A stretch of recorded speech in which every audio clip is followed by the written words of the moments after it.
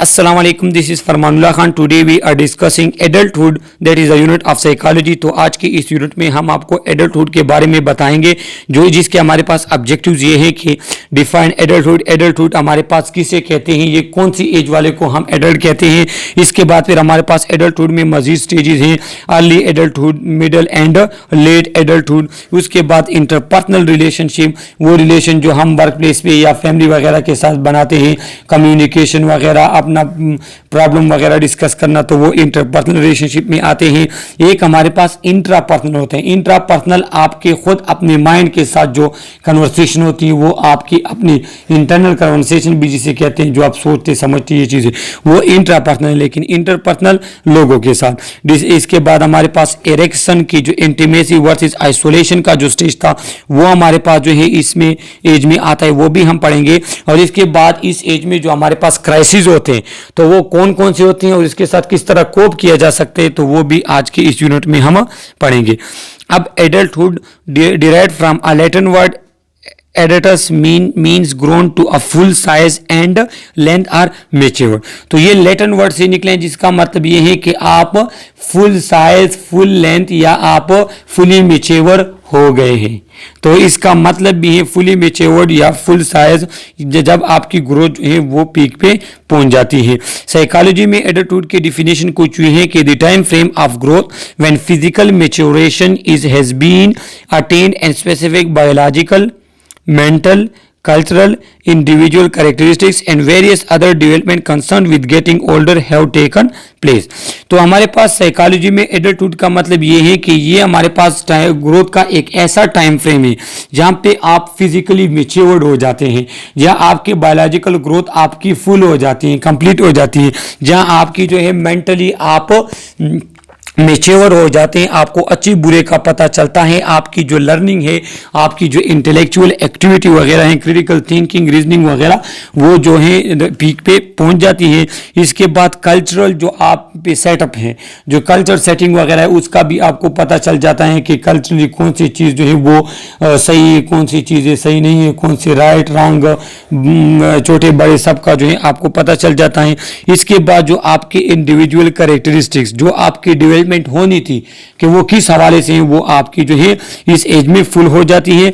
With getting older have taken place. और इसके बाद जो है आपकी डेवलपमेंट तो इस तरह कंटिन्यू होती है, डेवलपमेंट कंसेप्शन से लेके डेथ तक कंटिन्यू होती है। तो फिर एडल्ट एज के बाद जो है आप आहिस्ता आहिस्ता जो है किस ओल्डर एज की तरफ जाते हैं। Nature of development, development pattern of change in human capability that begin at conception and continue through the lifespan। तो डेवलपमेंट क्या है? डेवलपमेंट वो तमाम चेंजेस जो आपके कंसेप्शन से लेके जिस दिन से आपकी प्रेगनेंसी स्टार्ट होती है, और अब फिटस जो है, तो फिटस की कंसेप्शन, फिटस जो है वो फर्स्ट डे से लेकर उसके एंड तक, डेथ तक जो है वो तमाम जो है इसमें क्या होती है, इसमें हमारे पास डेवलपमेंट होती रहती है, क्योंकि डेवलपमेंट एक कंटिन्यूस प्रोसेस है, जिसमें एडल्ट में आप पीक पे पहुंच जाते हैं, उसके बाद फिर आपके डिक्लाइन होना शुरू हो जाती है, और फिर आप ओल्डर एज तक जाते हैं। तो वो तमाम कंटिन्यूस चेंजेस, वो कैपेबिलिटीज वगैरह जो आपके पास जो है चेंज होती रहती हैं कंसेप्शन से लेके आपके थ्रू आउट लाइफ में, वो हमारे पास डेवलपमेंट में आती है। तो डेवलपमेंट में हमारे पास क्या होता है? फिजिकल प्रोसेसेस की हमारे पास डेवलपमेंट होती है। किस तरह की? इंडिविजुअल के बायोलॉजिकल नेचर जो है उसमें चेंजेस आ जाती हैं। किस तरह के? बच्चा होता है तो वो उसकी फिजिक कुछ डिफरेंट होती है, जैसे वो बड़ा होता जाता है उसके मुंह से निकल आना, अगर मेल हो मुंह से निकल आना, दाढ़ी निकल आती है, मस्कुलर हो जाता है, हाइट भी उसकी इंक्रीज हो जाती है। फिर उसके बाद डेवलपमेंट टाइम के साथ साथ जो है फिर क्या होते हैं कि उसके हेयर फॉल हो जाता है, हेड से हेयर फॉल हो जाता है, उसके मूंछें वगैरह वो सफ़ेद होना शुरू हो जाती है।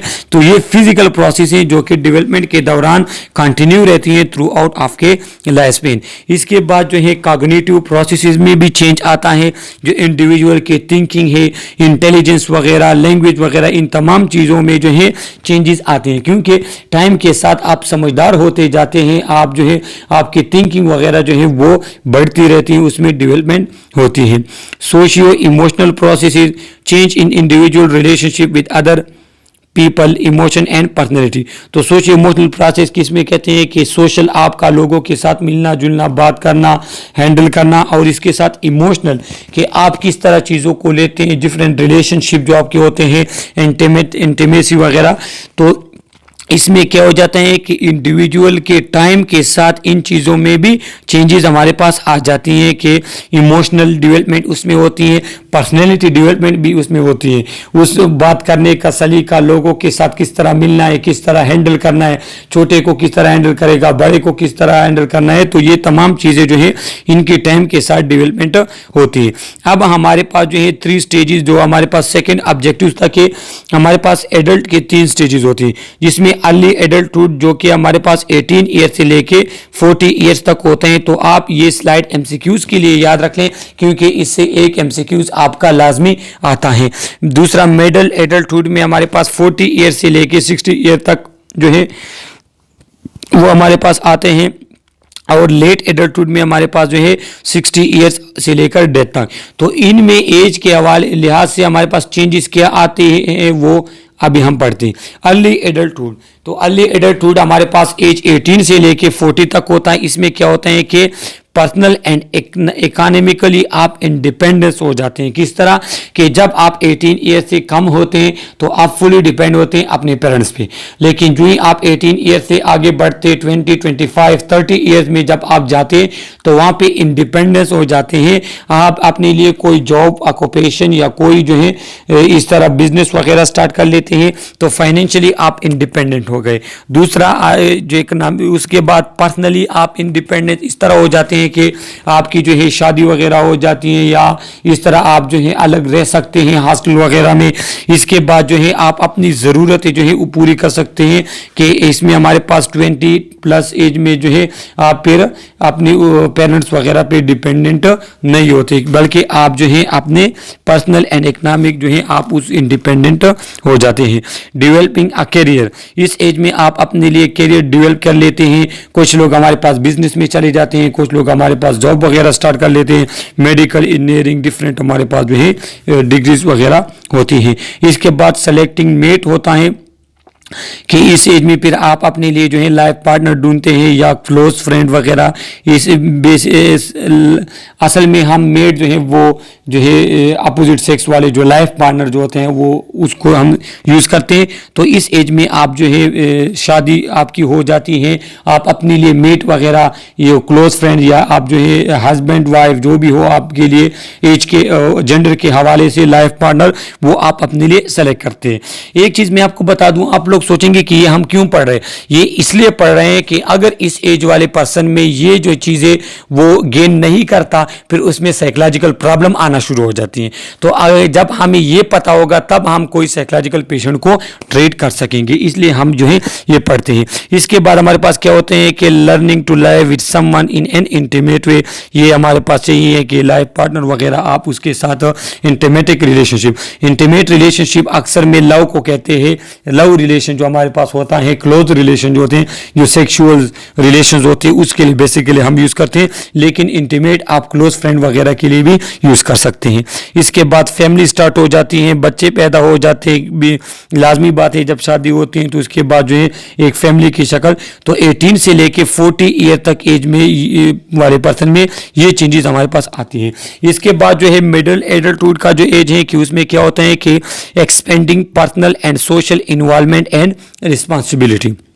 इसमें ऐसा होता है कि जो आप 40 एज ईयर से बढ़ते हैं तो आपकी रिस्पॉन्सिबिलिटी बढ़ती है, आपकी जो रिस्पॉन्सिबिलिटी है, आपकी जो सोशल एंड पर्सनल इन्वायरमेंट और जो रिस्पॉन्सिबिलिटी थी आप वो एक्सपेंड हो जाती है, क्योंकि इसमें फिर आपका ख़ानदान बड़ा हो जाता है। जो आपके बच्चे होते हैं आप उनकी शादी कर लेते हैं तो उनके जो है वो मैके वाले वगैरह इस तरह जो है आपकी बेटियों की शादी हो जाती हैं, आप दादा या नाना बन जाते हैं। तो इसमें आपकी जो रिस्पॉन्सिबिलिटी है वो एक्सटेंड हो जाती है इस एज में।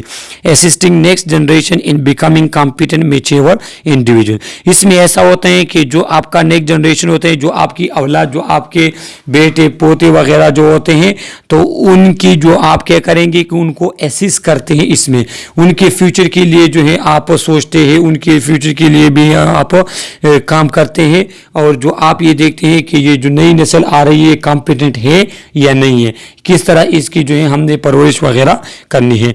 Reaching and maintaining satisfaction in a career, और इस एज में जो है आप अपने कैरियर के सेटिस्फेक्शन तक जा रहे होते हैं। सेटिस्फेक्शन मीन्स कि इस एज में क्या होता है कि जो आपका करियर था, जो जॉब था, जो बिजनेस थी, तो उसमें आप सेटिस्फेक्शन लेवल तक चले जाते हैं, क्योंकि आपने जितनी मेहनत करनी होनी थी आपने कर ली, जितना आपने स्ट्रगल करना था वो आपने कर लिया। तो अभी जो है आपका एंड जो है वो आ रहा है, तो आप रिटायरमेंट के लिए खुद को रेडी करेंगे। लेकिन इस एज में क्या होते हैं कि आप अपने करियर वगैरह से सेटिस्फाई होना शुरू हो जाते हैं। अगर ये पॉइंट्स इस तरह पर्सन में नहीं होंगे तो फिर उसमें साइकोलॉजिकल प्रॉब्लम आ सकती है। थर्ड जो हमारे पास लास्ट जो है वो है लेट एडल्टहुड, 60 ईयर्स या इससे ऑनवर्ड जो हमारे पास एज के लोग होते हैं, तो उनमें क्या होते हैं कि वो खुद को रिटायरमेंट के लिए एडजस्ट कर लेते हैं, वो एग्री हो जाते हैं, वो ये मान लेते हैं कि ये बस हमारा दौर अब ख़त्म होने वाला है। वो रिटायरमेंट के लिए ख़ुद को एडजस्ट करते हैं, वो सोचते हैं कि रिटायरमेंट जो है पेंशन वगैरह उसके लिए सेटिंग, और जो है वो अगर कोई बिजनेस वगैरह कर रहे हैं तो ये बिजनेस मेरे पीछे कौन चलाएगा, तो ये तमाम जो है सेटअप आप करना शुरू हो जाते हैं। डिक्रीजिंग स्ट्रेंथ एंड हेल्थ, ये तो लाजमी बात है कि जब आप 60 या 60 प्लस होते हैं तो आपका हेल्थ डिक्लाइन होना शुरू हो जाता है, आपकी स्ट्रेंथ उस तरह नहीं रहती जो एक एडल्ट की होती है। आपके सोशल रोल जो है वो चेंज हो जाती है, न्यू सोशल रोल के पहले आप जाओ कहाँ पे जॉब वगैरह करते थे, अब वहाँ पे अगर आपको रिटायरमेंट मिलती है तो आपके जो है यहाँ पे रिलेटिव्स वगैरह में या आप मोहल्ले वगैरह में कोई फ्रेंड्स वगैरह बना लेते हैं, ओल्ड एज वाले पर्सन के साथ आप इन कांटेक्ट रहेंगे, तो आपका इस तरह सोशल रोल चेंज हो जाता है। पहले आप बाप थे, इस एज में आप दादा बन जाते हैं, आप भी जो है ख़ानदान जो है वो एक्सटेंड हो जाता है, इस तरह सोशल रोल आपके न्यू बन जाते हैं। रिवीविंग वंस लाइफ, इसमें क्या होते हैं कि जो आपके लाइफ के जो पिछले गुजरे हुए दिन आप उनको याद करते हैं, आप उनके बारे में सोचते हैं, तो ये रिवीविंग वंस लाइफ। अब हमारे पास जो है एडल्ट डेवलपमेंट की 3 थियरीज हैं जो कि इंतहाई इंपॉर्टेंट है, आप इनको समझे। ये आपके पास जो है इस यूनिट का मुश्किल तरीन हिस्सा है, तो आप इसको सोचे समझे, मैं इंशाल्लाह इसको अच्छे तरीके से एक्सप्लेन करता हूँ। फर्स्ट ऑफ ऑल तो इसमें एमसीक्यूज ये आती हैं कि ये 3 एडल्ट की डेवलपमेंट की थियरीज है हमारे पास, तो इनके तीनों के नाम आपने याद रखने होंगे। और इनके इस तरह के डेनियल लेविन्सन ने कौन सी theory, seasons of life theory उन्होंने पेश की। गॉर्ज वेलेंट ने कौन सी एडल्ट टास्क थ्योरी पेश की, और बर्नस नेवेगेटर ने क्या सी सोशल क्लॉक थ्योरी। तो ये इनकी थ्योरीज हैं जो कि एक एक करके अब हमें एक्सप्लेन करेंगे, लेकिन ये आपने जो है एमसीक्यूज के लिए याद रखना है। अब स्टार्ट कर लेते हैं लेविन्सन थ्योरी। तो लेविन्सन थ्योरी क्या कहते हैं कि psychologist Daniel Levinson develop a comprehensive theory of adult development referred to as season of life theory, which identified stage and growth that occur well into the adult year. His theory is comprised of sequence-like stage. Each stage is shaped by an event or action that lead into a next stage. तो देखो जो हमारे पास development theories हैं, तो उनका main मकसद क्या है? उनका मकसद ये है कि हमारे पास एडल्टहुड में एज के हवाले से ये चेंजेस हमारे पास आती हैं, तो हमने ये चीज़ें हम पढ़ेंगे और फिर हमें पता चलेगा कि एडल्ट में जो नॉर्मल चेंजेस है वो कौन कौन सी आती हैं। लिहाजा जो लेविन्सन थ्योरीज है वो स्टेजेस, उसको सीजन्स ऑफ लाइफ भी कहते हैं, वो डिफरेंट स्टेजेस पे मुश्तमिल है कि एक स्टेज से निकल के पर्सन दूसरे में इंटर होते हैं, फिर दूसरे से इंटर के तीसरे में इंटर होते हैं। तो हमारे पास फर्स्ट जो स्टेज है वो है early adult transition. First stage हमारे पास कौन सा है? Early adult. हमारे पास फर्स्ट स्टेज जो है वो अर्ली एडल्ट ट्रांजिशन है कि वो 17 से लेकर 22 ईयर तक हमारे पास होता है। सही है। This is the stage in which a person lives adolescence and begin to make choice about adult life. These include choosing to go to college or enter the workforce, choosing to enter a serious relationship and choosing to live home. तो ये आपके पास जो है MCQs के लिए याद रख लें कि ये हमारे पास अर्ली एडल्ट ट्रांजिशन में होते हैं। देखो ट्रांजिशन किसे कहते हैं कि जो 17 से आप 22 तक जो एज है ये ट्रांजिशन स्टेज होते हैं। इसमें आप एडोलेसेंस से एडल्टहुड की तरफ आते हैं, जिसमें आपको अपना घर भी छोड़ना पड़ता है, हॉस्टलाइज वगैरह आप हो सकते हैं। इसमें आप अपने लिए क्लोज फ्रेंड, इसमें आप अपने लिए फ्यूचर में आपने जो डिग्री करनी है वो सेलेक्ट करते हैं। इसमें आपने किस कॉलेज में जाना है, किस में नहीं जाना, ये सेलेक्ट करते हैं। तो ये हमारे पास एक ट्रांजिशन स्टेज है। इसके बाद दूसरा जो लिविंगस्टन का स्टेज था वो कहता कि एंटरिंग द एडल्ट वर्ल्ड। इसके बाद एडल्ट वर्ल्ड का जो है वो 22 से लेके 28 ईयर तक हुए। ये भी आप एमसीक्यूज में याद रख लें कि अर्ली एडल्ट ट्रांजिशन कितने एज तक होता है, एंटरिंग द एडल्ट वर्ल्ड कितने एज तक होते हैं। तो ये आप याद रख लें एमसीक्यूज के लिए। तो इसमें क्या होते हैं कि this stage is in which a person make more concentrated decision regarding their occupation, friendship, value and lifestyle। तो ये हमारे पास ऐसा स्टेज है जिसमें आपके डिसीजन वो इंतहाई कंक्रीट हो जाते हैं। कंक्रीट मीन्स फुल सीरियस आप हो जाते हैं। अपने फ्रेंड्स, आपका जो ऑक्यूपेशन होगा, आप अपने फ्रेंडशिप या आप किसी चीज़ को जो वैल्यू देते हैं नहीं देते, आपका जो लाइफ स्टाइल है, तो इन तमाम चीज़ों के बारे में आप जो है कंसंट्रेशन के साथ फुल सीरियस होके आप इंतहाई इंपॉर्टेंट डिसीजन वगैरह लेते हैं। जो हमारे पास एज 22 से लेकर 28 तक के लोग इसमें आते हैं। एज 30 ट्रांजिशन जो हमारे पास है इसमें क्या है कि एज 30 ट्रांजिशन 28 से लेकर 33 तक जो हमारे पास है वो इसमें आते हैं कि in this stage there are often lifestyle change that could be mild or more severe. For example marriage or having children impacts one lifestyle. तो एज 30 जो है वे भी हमारे पास ट्रांजिशन होते हैं। क्यों? क्योंकि हमारे पास मैक्सिमम जो मैरिजेस वगैरह होती हैं वो इस एज में होती हैं। आपका रोल चेंज हो जाता है, आपका लाइफस्टाइल चेंज हो जाते हैं। पहले आप लड़के थे, अब आप हस्बैंड बन गए। आप इस एज में जो है लोगों के बच्चे भी होते हैं, मीन्स फैमिली वगैरह होती है। तो आप एज अ पेरेंट या एज अ हस्बैंड वगैरह आपका लाइफस्टाइल में या तो माइल्ड या सीवियर चेंजेस आ जाती है, फुली आप चेंज हो जाते हैं इस एज में। ये हमारे पास ट्रांजिशन। इसके बाद जो हमारे पास कौन सा स्टेज है कि सेटलिंग डाउन हमारे पास एज 33 से लेके 40 तक कि in this stage one often begin to establish a routine, makes progress on goal for the future and begin behaviour like an adult. People in this stage are often parents or have more responsibility। जो settling down, इसे क्यों settling down कहा है? क्योंकि इसमें जो आपकी progress होनी थी इससे पहले के जो स्टेज में आप प्रोग्रेस कर रहे थे, आपका लाइफ स्टाइल आप चेंज कर रहे थे, तो वह तब आप ट्रांजिशन में थे। लेकिन इसमें ऐसा हो जाते हैं कि आप फिर स्टेबल हो जाते हैं, आप एज एन एडल्ट बिहेव करते हैं। आप जो है इस एज में जो है कहते हैं कि बच्चे भी होते हैं, आपकी रिस्पॉन्सिबिलिटी भी ज़्यादा होती है, आप फैमिली मेम्बर और फैमिली जो है अर्नर भी होते हैं। तो इसमें क्या होते हैं कि आपके फैमिली वगैरह की जो रिस्पॉन्सिबिलिटी है वो इंक्रीज हो जाती हैं और आप स्टेबल हो जाते हैं। इसके बाद फिर आपने डेवलपमेंट या जो आपके लाइफस्टाइल में चेंजेस वगैरह जो है वो स्टॉप हो जाती हैं। इसके बाद जो हमारे पास माइल्ड लाइफ ट्रांजिशन जो 40 से लेकर 45 तक है, this time period is some time one of crisis. A person begin to elevate his or her life, values may change and how society view this people may change also. Some people make drastic life changes such as divorce or career change. At this point people begin thinking about death and begin to think about living a legacy. तो ये हमारे पास जो mild life transition, ये फिर transition है, इसमें फिर changes आते हैं कि ये एक ऐसा स्टेज है जिसमें आप जिस ऑक्यूपेशन वगैरह में है उस इस एज के बाद फिर आपका हेल्थ डिक्लाइन होना शुरू हो जाते हैं। तब आप जो है डेथ के बारे में भी सोचते हैं, ये जगह छोड़ने के लिए या जो आपका जॉब खत्म होने की, इसके बारे में कभी कभार जो है आपको क्राइसिस का भी सामना पड़ता है जिसमें डिवोर्स वगैरह आते हैं, तब वो हमारे पास इस स्टेज में आते हैं। तो ये हमारे पास एक ट्रांजिशन स्टेज है।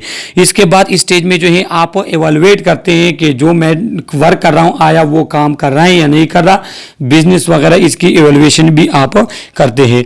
Entering middle adulthood, middle adulthood age हमारे पास 45 से लेकर 58 ईयर के एज के जो लोग हैं वो हमारे पास इस स्टेज में होते हैं कि in this stage choice must be made about the future and possibly retirement. इसमें ऐसा होता है कि आप अपने फ्यूचर के बारे में, रिटायरमेंट के बारे में आप चॉइस बनाना शुरू कर लेते हैं कि मैंने रिटायर होना है तो रिटायरमेंट के बाद जो है मैं कहाँ पे रहूँगा, मेरा घर है अपना या नहीं है।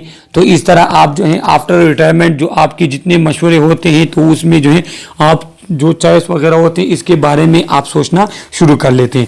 जो हमारे पास फॉरेन कंट्री वगैरह में होती है वहाँ पे फिर ओल्ड एज हाउसेस वगैरह जो होते हैं तो फिर ये जो है इस एज में लोग फिर इसके बारे में सोचते हैं कि मैंने कौन सा ओल्ड हाउस में जाना है, वहाँ पे क्या तरतीब होगा क्या नहीं होगा।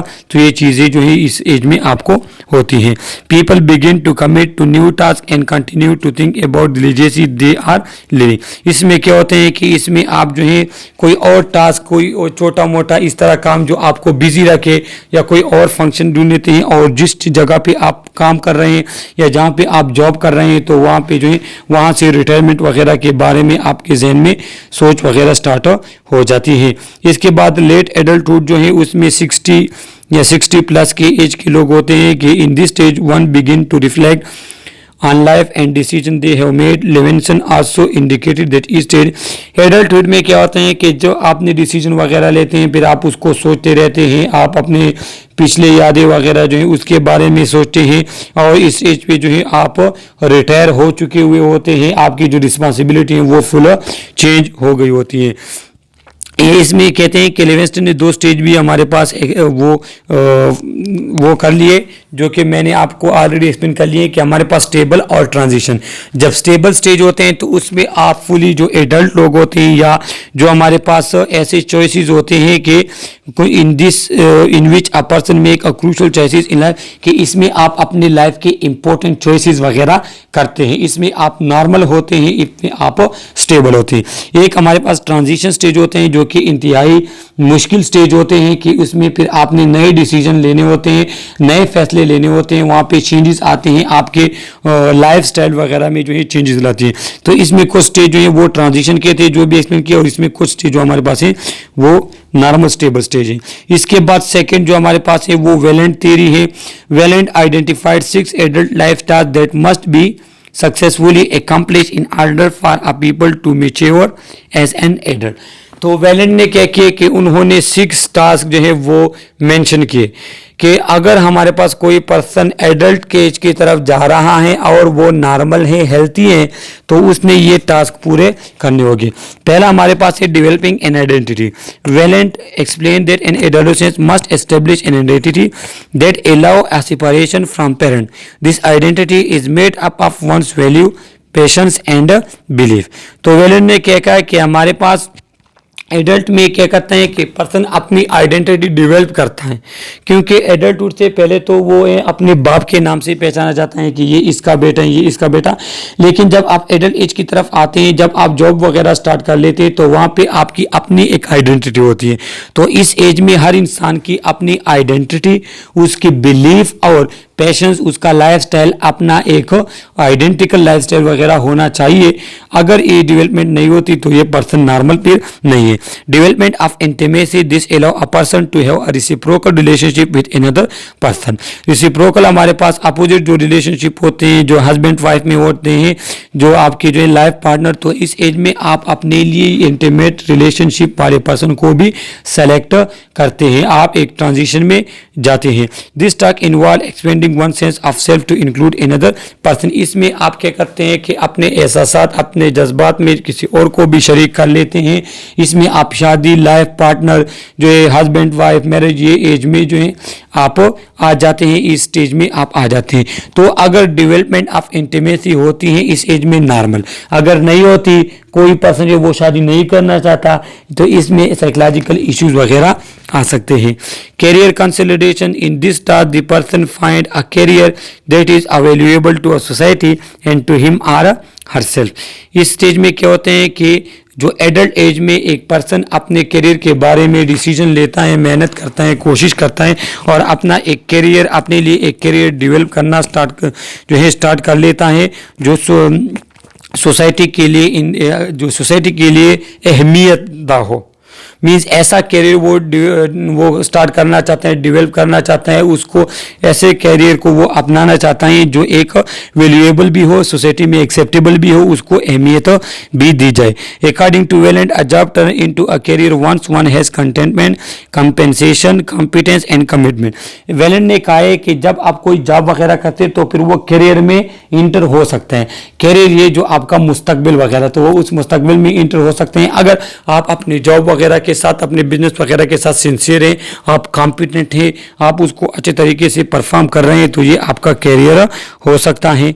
ही note that such a career could be that of a spouse, a stay at home parent as a well. क्या कहते हैं कि ये आप अपने लिए एक कैरियर डेवलप कर सकते हैं जो आपके क्या होगा कि such a career could be that of spouse, a stay at home parent as well. कि कुछ लोग क्या होते हैं कि अपने पेरेंट्स बिजनेस वगैरह को आगे लेकर जाते हैं, कोई जो है वो अपना बिजनेस वगैरह शुरू कर देते हैं, अपने लिए एक स्टेबल फुल इक्विप वगैरह जो है हमारे पास करियर डेवलप कर लेते हैं। तो अगर करियर कंसल्टेशन, करियर के बारे में कोई नहीं सोचता, उसकी टेंशन किसी के पास नहीं है एडल्ट एज में, तो वो हमारे पास भी साइकोलॉजिकल वो नॉर्मल पर्सन नहीं रहता, उन्हें भी साइकोलॉजिकल प्रॉब्लम हो सकती है। जनरेटिविटी हमारे पास एक ऐसा करेक्टर है कि जिसमें आप किसी और की हेल्प करते हैं कोई भी बदला लिए बगैर। This involve the unselfish will and capacity to give. इसमें आप क्या करते हैं कि इसमें आप लोगों को जो है उसके साथ अच्छाई करते हैं, उनकी हेल्प करते हैं, कोई भी बदला लेना या उनसे कोई भी जो है रिटर्न में कोई हेल्प वगैरह ना लेने के बावजूद भी आप लोगों की हेल्प करते हैं।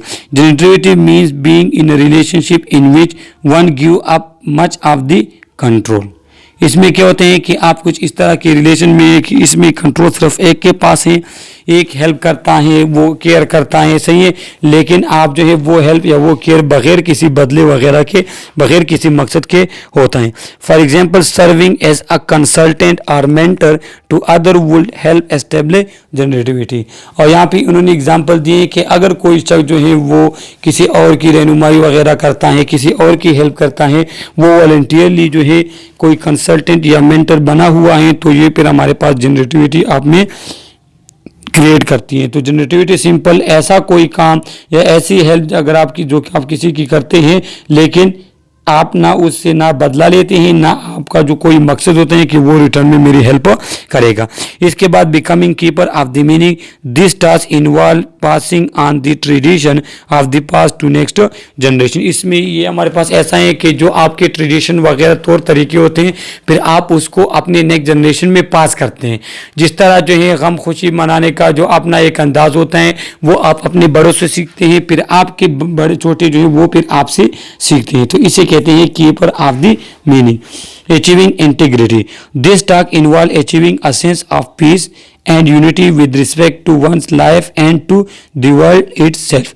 इसमें क्या है कि आप जो है कोशिश करते हैं, मेहनत करते हैं कि आप अपने लिए अमन पसंद एक जगह क्रिएट कर ले। आप जो है आपने कोशिश करनी है कि वर्ल्ड जो है वो अमन पसंद रहे, सही है। इसमें ऐसा होता है कि क्या होता है कि आप इस ऐसे पोजीशन पे आ जाते हैं कि उस पे आप अपने लिए जो है अपना एक घर बना सकते हैं, अपनी मर्जी के मुताबिक एक जायज़ तरीके से जो है आप अपना लाइफ स्पेंड करते। तो अगर ये चीज़ें आप ये टास्क आप कंप्लीट नहीं करते तो फिर ये एडल्ट साइकोलॉजिकल हेल्थी नहीं होता। तो साइकोलॉजिकल हेल्थी होने के लिए आपने ये टास्क पूरे करने होंगे। इसके बाद बर्नस नेवरगर्टन सोशल क्लॉक थ्योरी जो हमारे पास है, तो उन्होंने क्या कहा, उन्होंने कहा कि हमारे पास यह भी एक्सप्लेन करके मैं आपको देता हूं कि social psychologist Bernice Neugarten proposed the idea of social clock to help explain aging. Nevergarten noticed that events in society happen in a predictable manner. Think about your culture. What is considered the best age for marriage? In most Western society, age is around 25 to 35, or in many cultures, the expectation is as young as 12. तो social clock theory कहते हैं कि आप जब बड़े होते हैं तो आप अपने कल्चर, अपने इलाके और वहाँ पे जो है जो चीज़ जायज़ वगैरह लीगल तरीके से आपके जो है एक एज वाइज हमारे पास डिफरेंट टास्क होते हैं। किस तरह कि हमारे पास 18 से लेकर 26 या 30 एज तक आपकी शादी होनी चाहिए, जो यहाँ पे लिखे 25 से 35 तक। इसमें ऐसा क्या होता है, इसमें ये होता है कि आपके जो है जब आप 5 साल के होंगे आप स्कूल जाएंगे, इसके बाद जो है जब आपकी शादी होती है तो आप मैच्योर बन जाते हैं, इसके बाद शादी के 1-2 साल बाद आपके बच्चे होने हैं।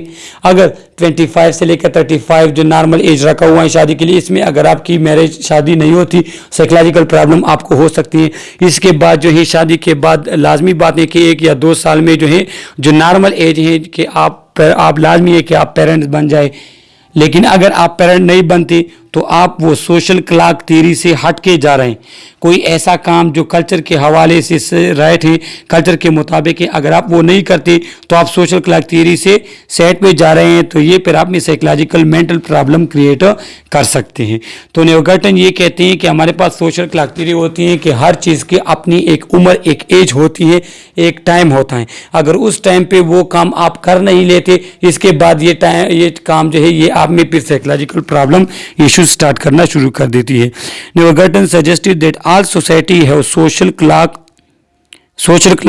conscious or unconscious consciences that dictate when events should occur. If the event do not happen in this time frame, people feel stress for not living up to their family society expectation. They judge themselves harshly when they see other achieving this milestone on the time. कहते हैं कि ये हमारे पास जो हमारे milestone हर वो चीज़ को कहते हैं जो टाइम के लिहाज से हमें मिलती है। कहते हैं कि इसमें हमने क्या कल्चरल वाइज जो चीज़ें एक ख़ास एज ख़ास टाइम के साथ जो है सेलेक्ट हुई हैं, अगर ये चीज़ें वक्त पे हमें नहीं मिलती टाइम के साथ, अगर एक पर्सन 25 से लेकर 35 एज तक आ गए, उसकी अभी शादी नहीं हुई, फिर साइकोलॉजिकल स्ट्रेस वगैरह उसमें आना शुरू हो जाती है। अगर एक पर्सन जो है वो शादी तो उन्होंने कर ली लेकिन उसके बच्चे पैदा नहीं हुए, तो ये क्या कहते हैं, ये सोशल क्लॉक थ्योरी से जो है हट के जा रहे हैं। जो नॉर्मल एक टाइम पे जो चीज़ होनी थी वो नहीं हो रही, तो ये पे स्ट्रेस वगैरह में हमारे पास जा सकता है। इसके बाद इंटरपर्सनल रिलेशनशिप, जो कि हमारे पास एक ऑब्जेक्टिव्स हैं कि positive relationship with significant other in our adult year have been found to contribute to a state of wellbeing. कहते हैं कि ये हमारे पास वो पॉजिटिव रिलेशनशिप हैं जो अपने या किसी और फायदे के लिए जो है हम जो है एक दूसरे के साथ बनाते हैं। ये हमारे पास फ्रेंडशिप या वर्क पे हो सकता है या फैमिली के। वर्क पे आप जो है कस्टमर वगैरह के साथ या वहाँ पे जो आपके वर्कर्स वगैरह है उसके साथ जो है आप एक रिलेशन में रहते हैं, ये भी इंटरपर्सनल है। कम्युनिकेशन वगैरह फैमिली के साथ भी आप ये कन्वर्सेशन वगैरह ये कम्युनिकेशन ये चीज़ें करते हैं। An interpersonal relationship is strong, deep or close association or acquisitionship between two or more people. और ये इंटरपर्सनल रिलेशनशिप ये हमारे पास स्ट्रांग होते हैं, क्लोज रिलेशन होते हैं। इसमें आप अपनी चीज़ें वगैरह डिस्कस करते हैं, अपने प्रॉब्लम वगैरह एक दूसरे के साथ डिस्कस करते हैं, एक दूसरे को जो है मशवरे एडवाइस वगैरह देते हैं। तो इंटरपर्सनल रिलेशनशिप हमारे पास स्ट्रांग और डीप रिलेशनशिप होता है। रिलेशनशिप चेंज एंड ग्रो, दे में आइदर इम्प्रूव और डिसिपेट ओवर टाइम। लेकिन ये इंटरपर्सनल रिलेशनशिप या तो ये इंक्रीज होता है लेकिन ये डिक्रीज भी हो सकता है, ख़त्म भी हो सकता है। कब कि अगर आपके साथ सामने वाला कोई धोखा कर ले या रिटायरमेंट वगैरह के दौरान या इस तरह कोई जो है आप कंट्री छोड़ के जा रहे हैं, तो ये रिलेशनशिप आपके पास कम या ख़त्म भी हो सकता है या वक्त के साथ ये बढ़ भी सकता है। The association between two people can be based on various factor, love, solidarity, business or any other contact that require two or more people to interact. जो इंटरपर्सनल रिलेशनशिप ये तो दो से ज़्यादा लोगों के दरमियान होता है, सही है। तो ये आपके जो वो कौन से फैक्टर जो आपको ये बनाने पे मजबूर करता है, या लव वगैरह मोहब्बत वगैरह हो जाती है किसी से, या जो आपके पास क्या है कि बिजनेस वगैरह फंक्शन की वजह से, या कोई इस तरह चीज़ की जो आपको बायमी कोई उससे फ़ायदा हो, तो उन चीज़ों फैक्टर की वजह से आप इस रिलेशन में आ जाते हैं। Interpersonal relationship are dynamic system that change continuously during their existence. और जो इंटरपर्सनल रिलेशनशिप ये हमारे पास डायनामिक है, ये चेंज होता रहता है, कम ज़्यादा होता है, डीप और वो हमारे पास होता है। लाइक लिविंग ऑर्गेनिज्म रिलेशनशिप है a beginning, life span and and. इसका बिगिनिंग भी होते हैं कि आप कोई नए फ्रेंड बनाते, किसी जॉब पे आप फर्स्ट टाइम जा रहे हैं वहाँ पे, इसके बाद भी ये लाइफ लाइफ स्पेन चलता भी है लेकिन डिक्लाइन भी ये हमारे पास हो जाता है, या थ्रू डेथ वगैरह डिक्लाइन हो जाता है, या किसी और प्रॉब्लम की वजह से हमारे पास ये इंटरपर्सनल रिलेशनशिप ये ख़त्म भी हो सकता है। They tend to grow and improve gradually as people get to know each other and become closer emotionally, or they gradually deteriorate as people drift apart. कहते हैं कि जब ये इंटरपर्सनल रिलेशनशिप बनता है तो ये लोग जो हैं ये क्लोज होते जाते हैं, एक दूसरे को अंडरस्टैंड करते हैं, फ्रेंडशिप उसकी क्लोज होती जाती है। लेकिन अगर सामने वाला पर्सन में कोई भी प्रॉब्लम वगैरह हो तो ये रिलेशन फिर आपके पास ख़त्म भी हो सकता है। तो ये इरेक्शन के स्टेजेस जो हमारे पास इस एज में आते हैं, तो इसमें इंटीमेसी वर्सेस आइसोलेशन भी आता है और जेनिटिविटी वर्सेस स्टिग्नेशन भी इस स्टेज में आता है। इंटीमेसी वर्सेस आइसोलेशन ये है कि एडल्ट एज में या तो आप आपके लिए इंटीमेट रिलेशन बना ढूंढ लेते हैं, अपनी लाइफ पार्टनर वगैरह ढूंढ लेते हैं, या अगर ये डेवलपमेंट आपकी सही नहीं होती फिर आप आइसोलेशन का शिकार हो जाते हैं। तो ये इंटीमेसी वर्सेस आइसोलेशन इरेक्शन का जो स्टेज था वो इस एज में आता है। तो ये आप एमसीक्यूज के लिए जो इसको याद रख लें।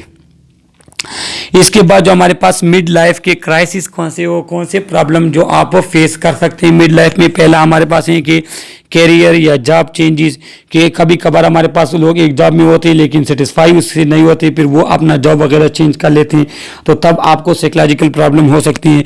Exploring new religion and church experience, इसमें ऐसा होता है कि अगर आप रिलीजन वगैरह चेंज करना चाहते हैं या चेंज कर लेते हैं तो तब ये भी हमारे पास एक क्राइसिस है, एक टेंशन आपके पास होगी, वो डिफरेंट चीज़ें होंगी आपके पास, न्यू चीज़ें। Desire to get physically fit, सही है कि आप इस एज में आपका डिज़ायर होता है कि मैं फिजिकली फिट रहूँ, नॉर्मल रहूँ, मसल्स वगैरह मेरे सेट को काम करे, तो ये भी एक क्राइसिस आपके पास होती है, इससे भी आपको थोड़ी बहुत टेंशन होती है। Seeking new creative outlet like music, writing and art, wanting to simplify life, आप अपने लाइफ को सिंप्लीफाई बनाना चाहते हैं। सिंप्लीफाई मतलब ये कि मुझसे ज़्यादा डिमांड ना हो, मुझ पर ज़्यादा रिस्पॉन्सिबिलिटी ना हो, तो इस तरह करने से फिर क्या हो जाते हैं, फिर आप साइकोलॉजिकल इश्यूज़ वगैरह जो है उसका शिकार हो जाते हैं। Increase alcohol and drug use, food intake and other compulsion, इस तरह जो आपके ड्रग्स वगैरह यूज़ करते हैं या कोई स्मोकिंग वगैरह कर दे तो वो इस एज में आपके पास इंक्रीज हो सकती हैं, क्योंकि आप उसके साथ जो हैं आदी हो जाते हैं, फिर आप उसका इंक्रीज करना जो है शुरू कर लेते हैं। सिग्निफिकेंट डिक्रीज और इंक्रीज इन सेक्सुअल डिज़ायर, आपके सेक्सुअल डिज़ायर में इंक्रीज भी आ सकते हैं, डिक्रीज भी आ सकते हैं। इंक्रीज अगर आ सकते हैं तो तब आप कोई भी इलीगल काम वगैरह कर सकते हैं, या अगर आपके सेक्सुअल डिज़ायर कम हो जाते हैं, लिबिडो आपको नहीं होती या कम होती, तो तब भी ये आपके लिए एक साइकोलॉजिकल क्राइसिस है, इशू है। Sexual affair specially with someone much younger, इस एज में क्या होते हैं कि आप जो है सेक्सुअल अफेयर जो है वो स्टार्ट करना चाहते हैं जो मच यंगर के साथ, तो कभी कभार कुछ लोगों में ये इश्यूज हमारे पास जो है आना शुरू हो जाती हैं इस एज में। ग्रेटली डिक्रीज और increase ambition or marital satisfaction, तो इस एज में आपके क्या है कि मैरिटल सेटिस्फेक्शन है, या मैं आप अपने वाइफ के साथ सेटिस्फाई हैं या सेटिस्फाई नहीं है, आपकी जो है साइकोलॉजिकल कंडीशन वगैरह कैसी है, तो वो क्या होते हैं, वो इस एज के क्राइसिस हैं कि इन चीज़ों में आपके पास प्रॉब्लम आ सकती है। Buying but not excessively thing that make you feel good, exhaustion, boredom, contentment with that previously provided fulfillment, तो क्या होते हैं कि इसमें आप thing with you feel good, क्या होते हैं कि इसमें ऐसी चीज़ें जो आपको अच्छी लगती है आप उसको ख़रीदना शुरू कर लेते हैं, लेकिन कुछ ऐसी चीज़ें जो हैं जो बाजार तो गलत होती हैं लेकिन वो आपको अच्छी लगती हैं, तो ये भी फिर क्राइसिस में आता है। इस एज में आपको एग्जॉशन जो होती है, या डिवोर्स वगैरह हो गया है, या आप बोर फील कर रहे हैं, या कुछ ऐसे लाइफस्टाइल जो पहले आपको खुश करते थे लेकिन अभी वो आपको हैप्पी या खुश नहीं करते, ये इस वजह से कि एडल्ट के ट्रांजिशन जो उसमें आपके पास प्रॉब्लम हो सकती है। frantic energy, feeling restless and wanting to do something completely different। frantic energy ऐसी एनर्जी जो है जो आपको गलत काम पे वो करे, आमादा करे, कि कुछ ऐसी एनर्जी जो कुछ अच्छे काम में स्टार्ट यूज ना हो। इसके बाद self question and decision made in earlier years and meaning of life, आप अपने आप से पूछते हैं जो गलती आपसे हुई आप उसको रिपीट करते हैं, वो गलत फैसले जो आपने पिछले टाइम में लिए वो आप लेना शुरू कर लेते हैं, तो ये फिर हमारे पास कहते हैं ये क्राइसिस वगैरह आपके पास स्टार्ट कर सकती हैं। कन्फ्यूजन होती है किसके बारे में, about who you are, where your life is going, इस बारे में कन्फ्यूजन आपको होती है कि कभी कभार आप ये सोचने भी लगते हैं कि आखिर मैं हूँ कौन, मैं जो काम कर रहा हूँ ये सही है या नहीं कर सही है, फ्यूचर में मुझे इस काम का कितना फ़ायदा होगा, कितना नुकसान होगा। तो ये तमाम चीज़ें कन्फ्यूजन आपके पास इस लाइफ में होती हैं। डिवोर्स कुछ लोगों के साथ हो जाती हैं, कुछ लोग जो है अपॉर्चुनिटी वगैरह किसी को नहीं मिलती। क्या होते हैं कि seeking a new direction in life, कुछ लोग जो हैं अपने लाइफ में एक नए डायरेक्शन पे चले जाते हैं, फॉरेन कंट्रीज़ में चले जाते हैं, अपनी डिग्री वगैरह चेंज कर लेते हैं। इस तरह जो है हमारे पास चेंजेस आती हैं। Dehydration and irritability, unexpected sugar anger, क्या होते हैं कि आप इरिटेबल होते हैं। इरिटेबल किसे कहते हैं कि अनईजीनेस फील करते हैं। आपके पास जो एंगर होता है वो अनएक्सपेक्टेड होते हैं, छोटी छोटी बात पे आप गुस्सा होना शुरू कर देते हैं। परसिस्टेंस सैडनेस में भी आप चले जा सकते हैं। तो ये हमारे पास क्या है, ये हमारे पास क्राइसिस थी। तो अब इन मिड लाइफ क्राइसिस को हम किस तरह मैनेज कर सकते हैं। नर्चर योर सेल्फ, जो है आप अच्छे खुद को जो है सही वो ऑर्गेनाइज कर ले, लाइफस्टाइल वगैरह को सही हेल्थी बना ले। आइडेंटिफाई सोर्स ऑफ स्ट्रेस, वो चीज़ें जो आपको परेशान करती हैं, जो स्ट्रेस क्रिएट करती हैं, जो जिसकी वजह से आप परेशान रहते हैं, सैड रहते हैं, तो वो उसको आप आइडेंटिफाई करें। जब आप आइडेंटिफाई कर लेते हैं तो फिर क्या होते हैं, फिर उसको कम करना या उसके साथ कोप करना ईजी हो जाता है। Set up a support group, क्या है कि इसमें आप अपने सपोर्ट ग्रुप को सेट करें। फैमिली मेंबर या इस तरह फ्रेंड होते हैं जो किसी भी मुश्किल वक्त में आपका साथ देते हैं, आपको अच्छे मशवरे देते हैं, आपको खपनी देते हैं। एक्सरसाइज, क्या करते हैं कि आप एक्सरसाइज वगैरह स्टार्ट करें, जिसकी वजह से साइकोलॉजिकल इश्यूज़ वगैरह आपके बहुत से कम हो जाएगी। हेल्थी डाइट खाया करें, जो रफ फूड होता है हमारे पास फास्ट फूड वो ना खाया करे, बल्कि हेल्थी डाइट वगैरह खाया करे। Accept help where it is offered, और अगर कोई आपकी मदद करना चाहे तो आपने उसको एक्सेप्ट करना है, लेकिन वो पर्सन सही होना चाहिए। सही है। Positive social relationship, good marriage is mastery of multiple role, तो ये हमारे पास कि आपका रिलेशनशिप पॉजिटिव होना चाहिए। सोसाइटी के अंदर कोई इस तरह इशू क्रिएट ना करे आपकी कोई जो है रिलेशनशिप। इसके बाद जो है आप अच्छी जगह पे जो है शादी कर ले, गुड मैरिज जो हमारे पास है। तो ये तमाम वो चीज़ें हैं जो आपके मिड लाइफ क्राइसिस को कोप या कम कर सकती हैं। इसके बाद क्या है कि आप ये लर्न करें कि जो फ्रस्ट्रेशन मुझे हो रही है, कि जो मैं अनईजीनेस फील कर रहा हूँ, तो इसको किस तरह हैंडल किया जाता है। या हमारे पास जो है कि इस एज में कितनी नींद की कितनी ज़रूरत होती है, जो नॉर्मल 7 to 8 हारें, तो आया आपकी नींद पूरी है या नहीं पूरी। गेट इनफ स्लीप, तो इसलिए आप एक फुल अच्छा जो है स्लीप लिया करें। Keep a sense of humour, आप जो हैं आपने एक्टिव रहना है, आपने लोगों की गपशप और उसके गपशप को जो है उसके मजाक को जो है आपने पॉजिटिव लेना है, मीन्स उसको अच्छे तरीके से लेना है, लोगों को बात को अंडरस्टैंड करना, फिर उसके साथ एग्री वगैरह होना। तो ये सेंस ऑफ ह्यूमर जो है वो भी आपका हेल्थी होना चाहिए। तो ये हमारे पास एडल्टहुड के बारे में छोटा सा यूनिट था। इसमें अगर आपके कोई भी क्वेश्चन हो थ्रू कमेंट आप हमसे पूछ सकते हैं। Okay, thank you.